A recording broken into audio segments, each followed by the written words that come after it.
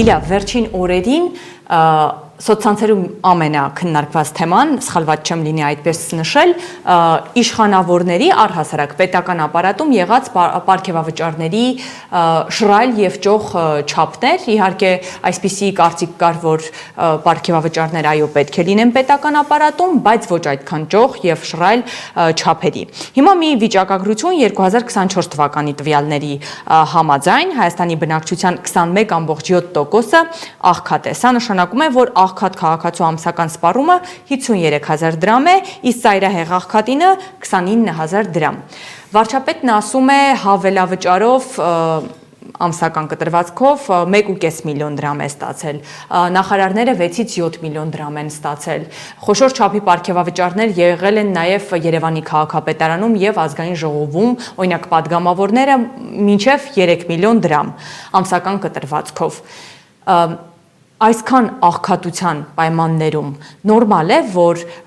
չեմ ուզում պետական ապարատ բառակապակցությունը այս դեպքում օգտագործեմ, հենց այդքան բարձրաստիճան պաշտոնյաները այդ ճոխ չափի պարգևավճարներ ստանան։ Իրականում Արփին է, պիտի լինի հաշվետվողականության բավական լուրջ մեխանիզմ ու ինստիտուտ։ Հաշվետվողականություն, հոդաբաշխ բացատրություններով ինչի համար են այդ պարգևավճարները, որ կատարված աշխատանքի եւ ինչ արդյունքի համար են դրանք տրվում։ Եթե չեմ սխալվում, եթե չի վրիպել իմ աչքից, կարծես թե նման հիմնավոր բացատրություններ այդ պարգևավճարների հետ կապված չկան, առավել եւս հանրային գնահատականներում եւ ընկալումներում։ Ներողություն ընդհատեմ, օրինակ երբ Փաշինյանը արդարացնում էր, որ այնպես են անում, որ պետական ապարատը գրավիչ դարձնեն, սա կարող է հիմնավոր արդարացում լինել այդքան ճոխ պարգևավճարների։ Դա այլ հավասար պայմաններում հիմնավոր արդարացում կարող է լինել, հիմա կփորձենք հասկանալ այդ այլ հավասար պայմանները որն է։ Մեկ այլ բացատրություն ես ինքս կարող եմ ասել, որ իսկապես պետական ոլորտի հատկապես բարձր պաշտոնյա անձինք պիտի ստանան բարձր վարձատրություն արդյունավետ աշխատանք կատարելու համար, կոռուպցիայի հնարավոր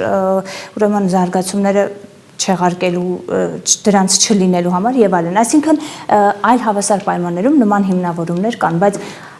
տեսեք դուք խոսում եք աղքատության նման մակարդակի աղքատության գոյության մասին։ Պաշտոնական տվյալներին 24 թվականի կարելի ավելացնել նաև այսպես կոչված աշխատող աղքատի կատեգորիան, մարդիկ, ովքեր ստանում են կայուն եկամուտ եւ այլն, բայց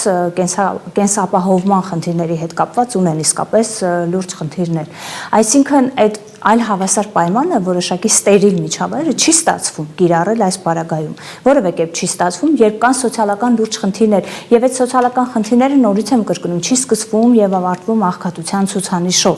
Այսինքն դրանք շատ են, դրանք տարածուն են եւ զուգահեռ նաեւ այդ հաշվետվողականության խնդիրը, երբ իսկապես չկա այդ հիմնավոր բացատրությունը, որ աշխատանքի, որ ձեռքբերված արդյունքի համար են այդ պարգևավճարները։ Թե չէ հիմնավորումները, որ պետք է բարձր աշխատավարձ ստանան, որ օրինակ կառավարությունը այդքան է գնահատել այդ աշխատանքը որոշակի միջավայրներում, որոշակի ստերիլ պայմաններում, այո, դրանք գուցե հիմնավորումներ կարելի է ընդունել եւ համարել որպես այդպիսին։